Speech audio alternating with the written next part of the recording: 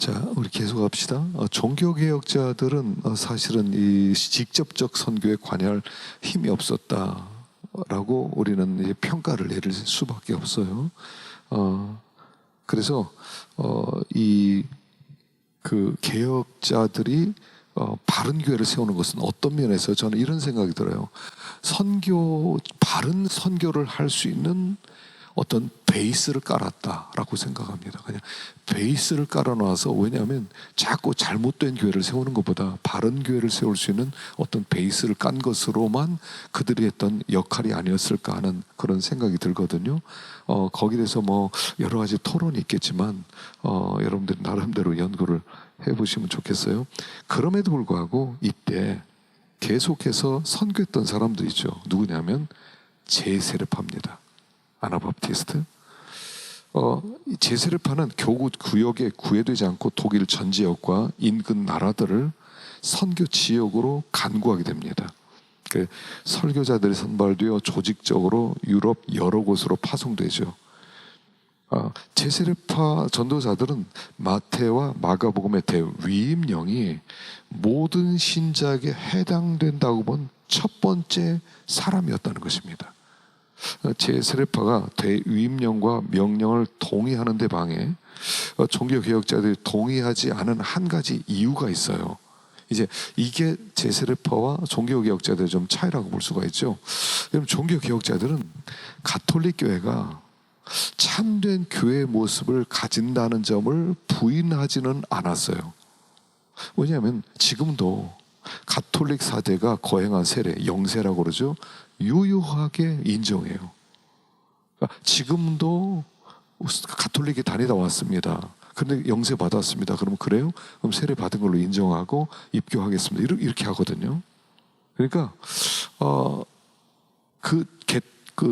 이 개혁자들의 관심은 교회 개혁이었지, 원래 가톨릭 교회를 대체하는 교회를 세우는 것이 아니었다는 겁니다. 그런데 이 제세례파라는 그 당시에 어떤 기독교 형태조차도 거부했죠. 가톨릭과 또 개혁파 지도자들, 통치자를 포함한 전 세계가 이교도들이다 라고 생각했다는 겁니다. 그래서 기독교 개혁주의자는 다 배교자다 이렇게 생각했어요. 하나님의 그들이 주장했던 진리들을 거부했고, 가톨릭과 개신교는 인간을 미혹해서 거짓 종교를 소개했다고 생각해서 유럽은 전체가 다 선교지다라고 생각했어요. 제세례파의 계획은 기존 교회 개혁이 아니라 진정한 초대교회 신자 기독교 공동체가 회복되는 거였다는 겁니다. 그들에게는 기독교 유럽에서의 선교와 비기독교에 대한 선교 사이는 차이가 없어요. 그러니까 기독교 국가 다 필요 없어요. 그거 다 가짜예요. 다 거짓이에요. 근데 종교개혁자들은 그런 관점에는 동의하지 않았다는 겁니다. 그러나 이 종교개혁 세기 동안 가혹한 박해를 받은 후 이들조차 선교보다 유지에 집중하기 시작했죠. 오히려 이 시기에 로마 가톨릭이 전반적으로 퍼져있던 유럽 국가들이 세계 광활한 칠대양을 항해하면서 정치적으로 또 종교적으로 영향력을 확장해 나가면서 끝나버리게 되죠. 로마 가톨릭은 이 시대 역사적으로 그 유래를 찾아보기 힘들 정도로 전 세계적인 선교운동을 활발하게 펼쳐나가게 됩니다. 또 이전 어느 시기보다 그리스도인의 선교적 의무가 매우 크다는 인식이 높아졌어요. 그러나 지중해 문화를 고집함으로 유럽의 비로마 가톨릭 지역을 상실한 로마 가톨릭 교회는 이제 막 유럽에서 일어난 일뿐 아니라 왜 이런 선교 방식의 실효를 거둘 수 없었는지에 대해 충분하지 이해 못한 채 지역 선교 활동에 나갔다는 겁니다. 다시 말하면 그들은 선교지의 문화를 무시해버리고 유럽의 문화를 심어주는 것을 선교로 생각했을 때 선교지의 반발심, 그러니까 선교의 실패지요.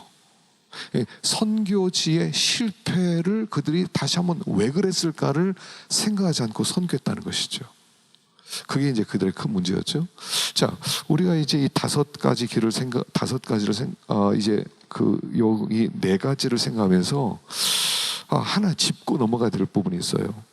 자, 각 기수가 끝날 때쯤에는 융성하게 됩니다. 부흥기가 옵니다. 그리고 항상 재앙에 따라요. 왜 그랬냐는 겁니다.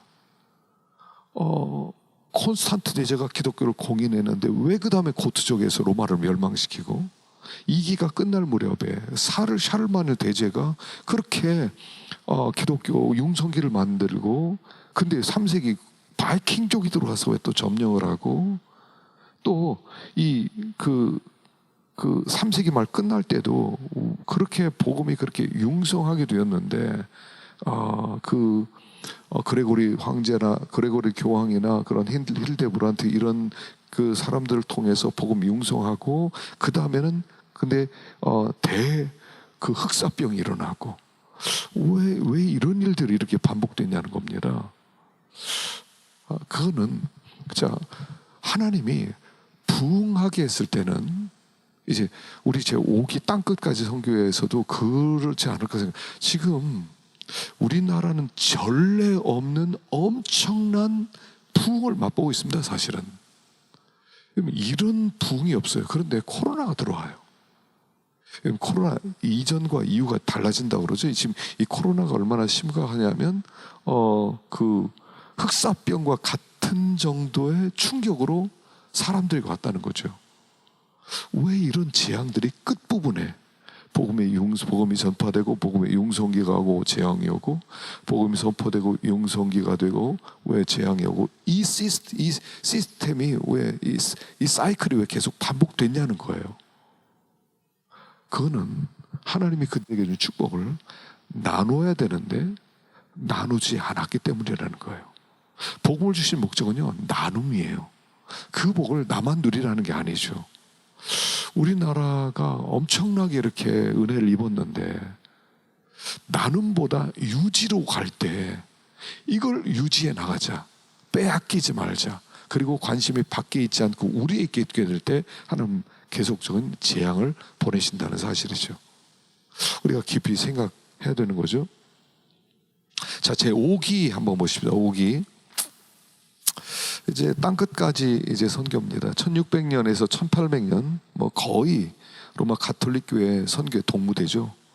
1800년이 되죠. 로마 가톨릭 교회는 개신교회가 선교사를 파송하지 않는다는 이유로 이 개신교를 뭐라고 그러냐면 배교 집단 활동으로 비난합니다. 배교다. 니네 선교하지 않아? 니네 배교자들이야. 가톨릭에 의해서 비판받은 부분들이에요. 근데 이제 1800년대 이래 로마 가톨릭 선교 운동이 갑자기 약화되죠. 예수의 선교사 숫자가 감소되고 프랑스 혁명과 함께 혼란이 일어나면서 가톨릭 선교를 후원할 수 있는 유럽의 경제적 기반이 상실되면서 그들의 선교가 아주 쇠퇴하기 시작합니다. 왜냐하면 가톨릭 선교는요, 후원하는 선교였거든요. 돈이 많았으니까, 신민지를 개척하고 돈이 들어오면 선교를 했으니까. 근데 이제 이 개신교회는 후원할 데가 없는 거예요. 그러다 보니까 선교가 약했는데 250년 동안 별다른 선교 활동을 펼치지 않았던 개신교회가 일깨우는 그런 기점이 됩니다. 그래서 제5기 후반부가 시작되었을 때 역사상 처음으로 개신교회는 가톨릭 여러 종단에 견줄 만한 조직적 선교 구조를 갖추고 잃어버린 시간을 만회하기 시작했습니다. 세계 도처에서 민주적 정부를 수립하기도 하고 학교와 병원, 대학을 설립하고 신상 국가들의 정치적 기초를 놓는 일까지 앞장서게 됩니다. 이처럼 개신교 선교사들은 로마 가톨릭 선교사들과 함께 오늘날 제3세기에서 일어나는 엄청난 에너지의 원동력임을 알 수가 있습니다. 여러분, 비근한 예로 중국에서는 근대사에 위대했던 두 지도자 손문이죠. 장제석 총독, 둘 다 그리스도인입니다. 그 선교회에서는 중국의 각성의 대학을 세우기도 하고요. 이제 하나님께서는 항상 하나님이 주신 복을 나누지 않고 잃어버리지 않고 빼앗기지 않고 해서 유지하려고 할 때, 그때 하나님은 가져가신다는 거예요. 그래서 복을 받는 길은 뭐냐면 하나님이 주신 걸 자꾸 나누는 거예요.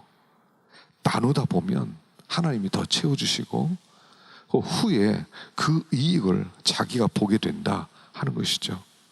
자, 아시아 선교 역사를 한번 살펴봅시다. 아시아 선교, 페르시아 선교가 있습니다. 자, 이 페르시아 선교는 아시는 것처럼 사도 도마가 먼저 인도에 가서 선교했다고 그러죠. 이 힌두교에게 순교를 당하게 됩니다. 초기 텐트 메이커들은요, 중앙아시아 무역로를 따라서 이동하고 정착하는 것을 반복하면서 물건과 함께 복음도 전달하죠. 특히 페르시아는 로마의 적국이어서 그 적국을 가로질러 이동하기가 쉽지 않았습니다. 그래서 로마 교회와는 독립적으로 발전하게 되고 또 헬라어를 사용하는 동방 정교회만 제한적으로 교류할 수가 있게 됩니다. 그 당시에 이 서방 교회는 라틴어를 썼죠. 페르시아 그리스도인들은 중국에 이르기까지 중앙아시아 전역을 다니며 복음을 전하고 수도원을 세우고 교회를 개척하는 그런 열정적인 선교사들이었습니다. 635년에 페르시아 수도사였던 알로페는 선교사들을 데리고 당나라 수도였던 시안에 도착하죠. 그때 당나라는 세워진 지 얼마 안 돼서 서구 사상에 열려져 있었고요. 네스토리우스 선교사들은 황제 거주지가 가까운 곳에서 성경을 번역하도록 요청을 받았습니다. 당시 공문서 중 하나가 781년에 세워진 대진 경교비인데 지금까지 남아있죠. 이 비문은 전국의 수도원과 교회들이 세워졌고 새로운 종교 기독교가 중국에 잘 정착되었다는 것을 보여주는 증거입니다. 근데 당이 쇠퇴하면서요, 불교하고 조로아스터교를 포함한 외래 종교들이 박해를 받게 되죠. 그리고 불교는 새로운 형태로 정착이 되고 기독교는 극심한 박해를 받고요, 사라지게 되죠. 그 다음에 이제 프란체스코 수도회의 몽골 선교가 이제 1206년부터 1368년까지 있습니다. 중국이 몽골인들에게 정복되죠. 그 당시 몽골인들은 다른 종교에 거부감이 없었습니다. 마르코 폴로가 이제 17년 동안 중국 여행을 마치죠. 돌아올 때 쿠빌라이 칸이 그에게 편지를 줍니다. 교황에게 몽골인들에게 기독교를 가르칠 100명의 교사를 보내달라고 요청한 겁니다.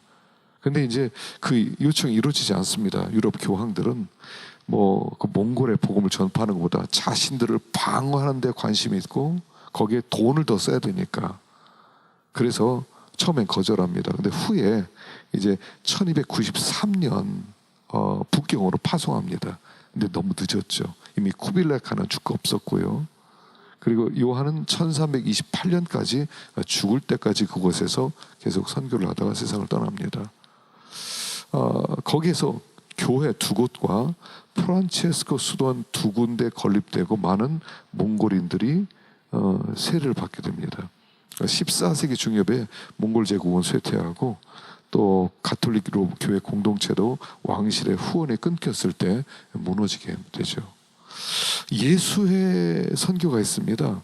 16세기 인도와 페르시아 남아있던 기독교 공동체는 규모가 작았지만 생명력 관력이 아주 넘쳐났어요.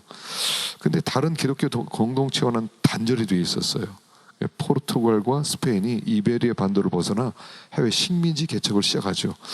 이들은 발견과 이윤 추구에 혈안이 되어 있었지만 동시에 새로운 개척지를 기독교화라는 그의 명령도 받게 되죠.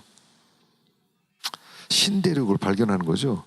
그 배에 도미니카 수도회 또는 어거스틴 수도회 또 프란체스카 수도회 또 예수의 출신 수도사들이 함께 가게 되죠. 예수의 출신 수도사들은 남인도에 처음엔 관심을 갖게 됩니다. 그때 유명한 선교사 프랜시스 사비에르라고는 아주 독창적인 그 선교 방법을 쓰는 창의적인 그분이 말레이반도의 말라카, 몰루카, 일본, 베트남, 타이완, 시암 그러니까 태국, 중국까지 나가서 개척 선교를 시도하죠.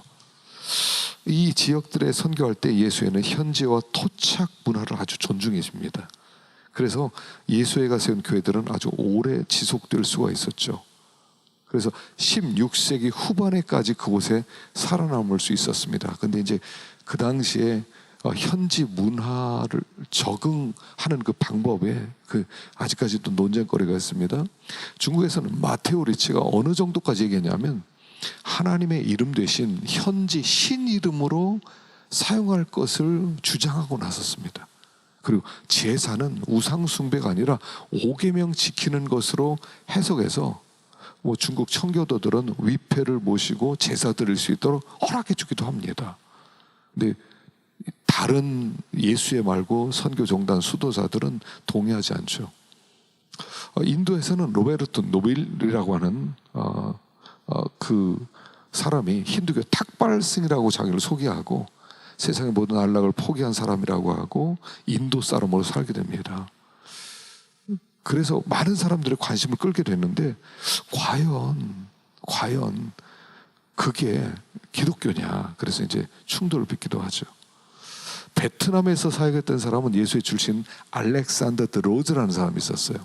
그는 자신의 8일 교리문답을 현지 유교, 불교, 독일을 믿는 사람들이 제기하는 특정 질문에 맞게 개정해서 사용하기도 합니다. 이런 선교적 접근법이 토착 문화를 이해하는 가운데 현 문화와 관심을 불필요하게 거스르는 방식을 피해 가톨릭의 가르침을 제시하려는 노력의 일환이었다는 것입니다. 근데 이제 후에 이게 과연 이것이 옳은 것이냐에 대한 논쟁거리가 되죠. 자, 다음에 개신교 선교가 있습니다. 개신교 선교서는 1706년에 덴마크의 독일 선교회가 첫 번째 선교사로 바돌로무 지겐발크와 하인리 플리차오를 인도로 파송하면서 비로소 시작됩니다. 근데 이 사역은 그렇게 주목만할 만한 선교 활동으로 자리 잡지를 못해요. 왜냐하면 후원을 받지 못해서. 그래서 그 가톨릭 교회와 여러 면에서 개신교 선교사들은 좀 달랐죠. 이들이 가서 뭘 했냐면 항상 개신교 선교사들은요 성경 번역하려고 애를 쓰게 됩니다.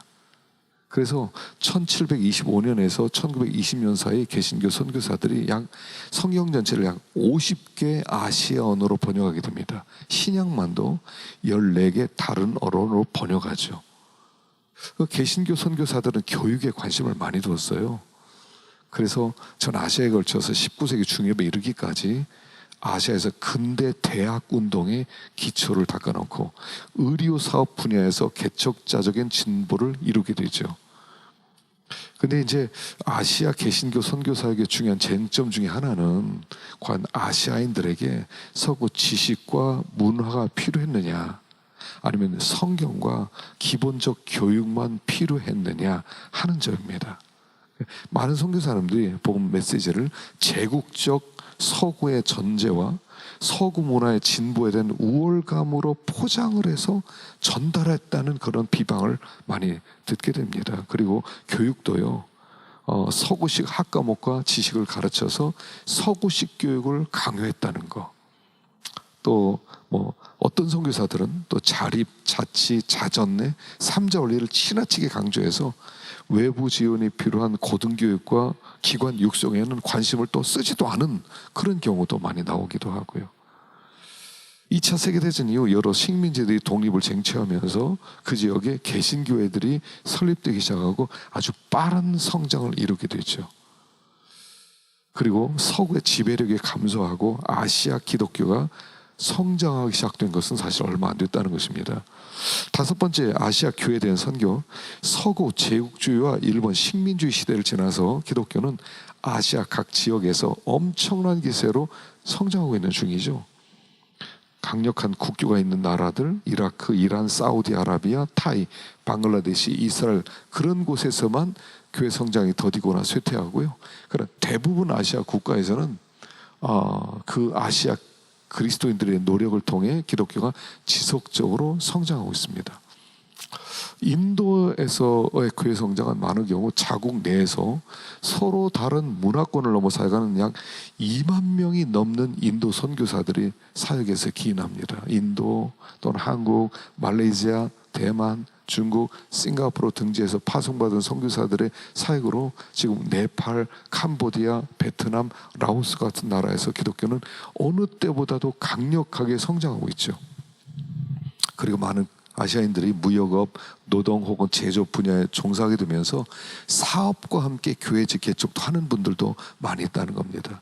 그래서 가장 본이 되는 나라가 우리가 중국과 한국이다 하는 겁니다.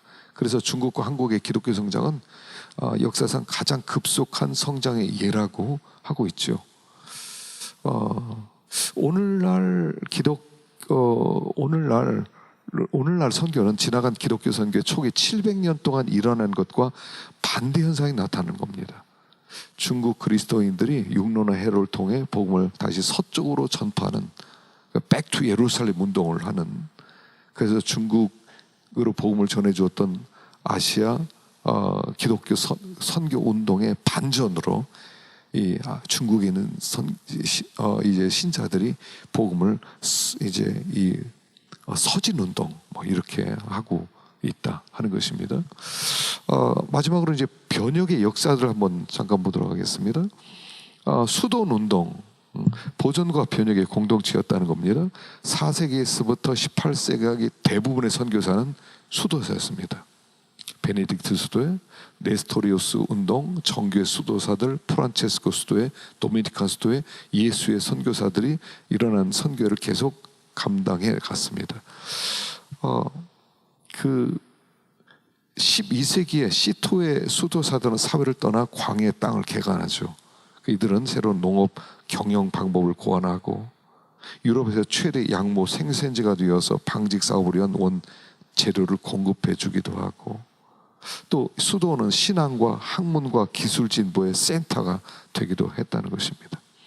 네스토리우스들은 5세기부터 13세기까지 번창했는데 중앙아시아를 가로질러서 인도에서 중국까지 이동해 나갑니다. 이들의 선교운동은 열매가 아직 남아있지 않아서 많이 알려지지 않았지만 이들은 많은 민족들에게 문자를 소개해주기도 하고 학문을 가르쳐주기도 했다는 것입니다. 동방교회에서 온 정교회 수도사들도 같은 선교 사역을 감당하죠. 울필라스 앞에 얘기했던 4세기 다뉴브강 북쪽으로 나가 문자가 없던 부족을 위해 문자를 만들어주고 북부 유럽 언어를 문자로 고안해준 최초의 선교사입니다. 자기가 고트족 언어를 만들어줘요. 그리고 고트족 성경을 번역했는데 그가 만들었던 이 성경은 바티칸 사본과 신의 사본보다 더 오래된 거라는 거예요. 그러니까 그가 만들었던 이 언어는 아마 그 외국어로 성경이 번역된 두 번째 아니면 세 번째였을 것이다까지 평가되고 있습니다. 패트릭 선교사가 있죠. 영국에서 아일랜드로 온, 영국 로마 제국 영내 기독교 가문에서 그는 태어났습니다. 근데 10대 소년일 때 아일랜드의 그 해적대가 침입해서 패트릭과 많은 청년들을 끌고 와서 노래를 팔려합니다. 6년 동안 돼지치는 노예 생활을 합니다. 그리고 노예 생활을 하는 중에 영적인 눈을 뜨게 되고, 그리고 아일랜드로 돌아와서 하나님의 부르심을 경험합니다. 그리고 환상 중에 아일랜드 사람의 편지를 받고 믿는 자여 와서 우리와 함께 같이 지내자 음성을 듣게 됩니다. 소명받고 아일랜드로 가서 많은 개종의 열매를 얻게 됩니다. 그래서 약 15년 동안 복음을 전하면서 많은 아일랜드 사람들이 그리스도인들이 되죠. 개신교 선교 운동의 선구자들이 있습니다. 2세기 동안 종교개혁 이후 개신교회는 거의 선교하지 않다가 그 이후 이제 그 개신교 선교 운동의 출발점은 4가지 선교 운동으로, 첫째는 청교도 운동, 그 다음에 경건주의 운동, 모라비안 운동, 감리교의 복음적 부흥 운동, 이 4가지가 세계 선교 운동의 출발점이 된다고 볼 수가 있죠. 그래서 청교도들은 확실한 회심, 신실한 그리스도인의 삶을 사는 것에 초점을 맞추죠. 그래서 이들이 개신교 선교 신앙을 최초로 개발하게 됩니다. 그래서 해외 선교를 주장했던 두 사람, 유명한 리처드 백스터와 존 엘리엇이죠. 존 엘리엇은 뉴질랜드, 잉글랜드 지역의 미국 원주민 인디언들에게 복음을 전하는 선교사가 되기도 하고요. 경건주의 운동이죠. 야곱 슈페너죠. 자신이 맡은 교구 신자 대부분의 영적 상태가 한탄할 만한 상태가 있음을 보고 그들을 초대해서 설교에 토의하고 말씀을 공부하고 기도하는 소그룹 운동을 시작하죠. 그래서 경건주의 운동은 이들을 비방하는 말이죠. 저것들 경건주의자들이야, 이렇게. 그래서 이제 그 사람이 이제 시작하고 후계자였던 헤르만 프랑키라는 그 유명한 사람이 지도자가 되죠. 그래서 그가 이제 복음을 전하고 이제 가난한 사람들을 위하여 학교를 설립하기도 하고, 그 당시에 이제 가난한 사람을 위한 학교를 설립했다. 상상할 수 없는 일인데 그런 일을 시작했다는 겁니다. 종교개혁 이전의 보헤미아 후스파 운동의 경건주의 운동에 뿌리를 두고 온 것이 모라비안이죠. 그래서 기독교 역사상 가장 주목할 만한 선교운동, 100년 동안 매일 24시간 연속 기도운동을 해서 영적으로 무장되어 있었고요.